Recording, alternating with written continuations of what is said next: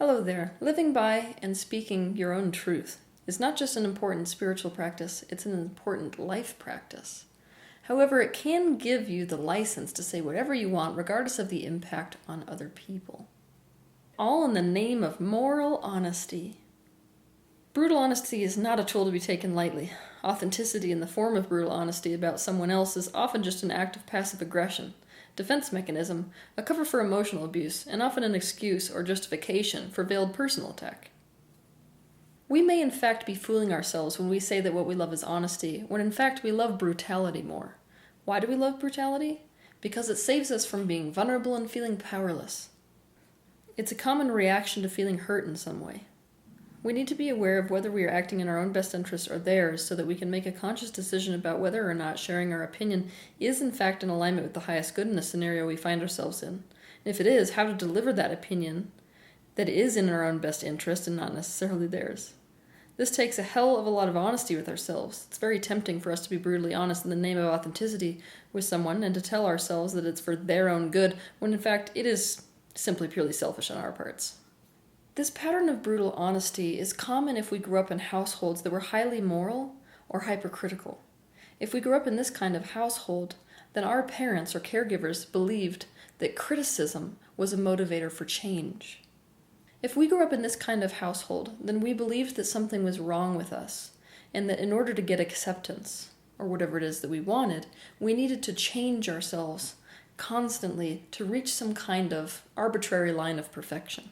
Our wires have become crossed to the degree that we now have an unconscious belief that what feels bad is good for us, and what feels good is bad for us, which is what happens when people hurt our feelings or do things that cause us pain and then tell us that it's for our own good. We learn that this is the correct way to love when it isn't. When we love people in this way, it is not love, it is abuse. It also reinforces the programming that something's wrong with us or bad about us and needs to be fixed. There's no magic formula when it comes to providing other people with our opinion. A lot of it, in fact, boils down to us being emotionally attuned enough to the people in our environment to know whether we should or shouldn't share something, or how we should share that thing. When it comes to authenticity, we have to consider the receptivity of the other partner, or the other person in the scenario. Did they solicit our opinion? Do they want it? Is it going to benefit them or do them harm? Perhaps we simply want to be authentic because we feel inhibited and therefore feel the need to express ourselves. When this is the case, we need to ask ourselves, is there another way I could express myself, or is being authentic for the sake of feeling a sense of release or inner freedom worth hurting someone else? The answer may be yes for you. There's no right or wrong answer to that, but we have to be honest about the fact that we are choosing in that moment between us and them, and this polarization is most likely going to create conflict. So what I want you to do is to question whether brutal honesty is absolutely necessary. You can ask yourself the following questions. What is my genuine intention for telling them this? Is it for their good or my own good? If it is necessary to speak my mind, is it possible to do so without causing injury to the other person? When it comes to sharing something that's painful or that may not feel good to receive, it's all about delivery. When we tell someone something from a place of genuinely caring about them and loving them, it feels completely different than when we tell someone something from any other motivation. Anybody could tell the difference. Criticism is a form of expression that honesty takes, and we do not understand what it means to be genuinely authentic. For this reason, I want you to watch my YouTube video titled Criticism: How to Give and Take Feedback. As people, we judge. Judgment is how the ego navigates its way through this world. It equates this judgment with its ability to survive. In the minute that we're judging someone, we get to be right. We get to be justified. We get to be superior. We get to be good. But what's the risk in that? The risk is, by being those things, we instantly make the other person unjustified, wrong, inferior, and bad. When we form negative opinions or draw negative conclusions about someone and then consider these judgments as truths about them, we become hard energetically. We lose our capacity to see different perspectives. We're closed-minded and closed-hearted. We invite a boatload of conflict into our lives as well, which serves no one. It is critical that we practice becoming softer in our minds and hearts. And to do this, we can have opinions. We simply have to hold them loosely enough that we can let go of them if they are no longer useful.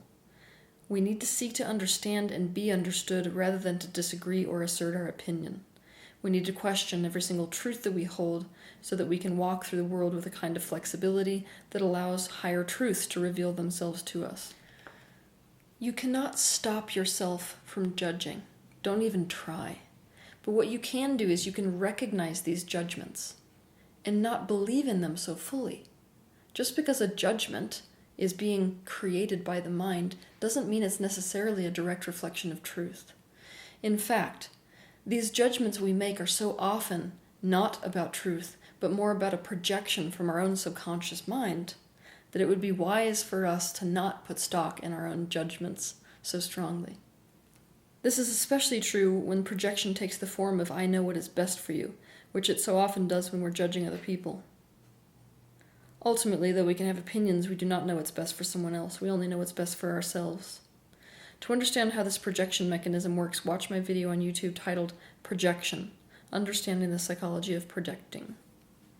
The heart of being authentic is vulnerability. Now, the thing about vulnerability is we're damn scared of it because we're completely convinced that when we're authentic in a vulnerable way, we're going to be rejected. Our truth is going to be denied. We're going to be cast out, etc., etc. All of these things that we equate with losing our own lives. But there is rarely ever anything vulnerable about judgment. There is rarely anything vulnerable about brutal honesty. To be authentic is to express and own up to one's own experience.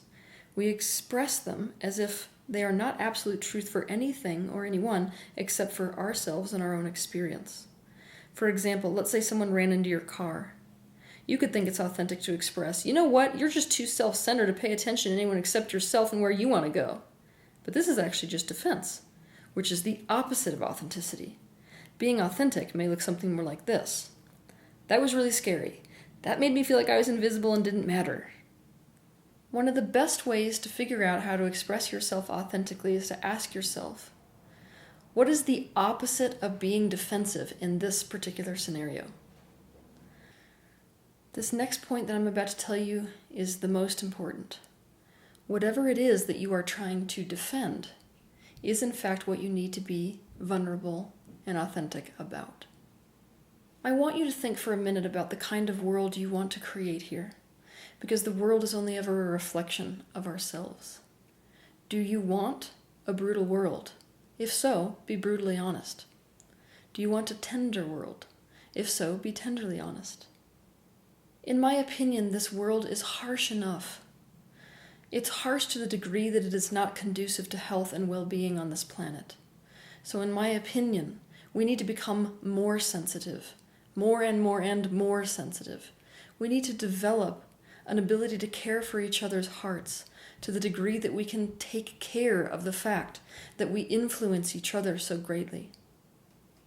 And not only that, we need to understand that this ability to influence other people or impact them or affect them, it's a precious gift. We have to caretake that gift. It is a gift to be able to affect someone else with our words. Emotions are the core of every single relationship, but the reality of our lives here today on this earth is that we are in an emotional dark age, one that we, quite frankly, have to wake up from. We have to learn how to take care of each other's emotions. For this reason, I want you to watch my video on YouTube titled Emotional Wake-Up Call.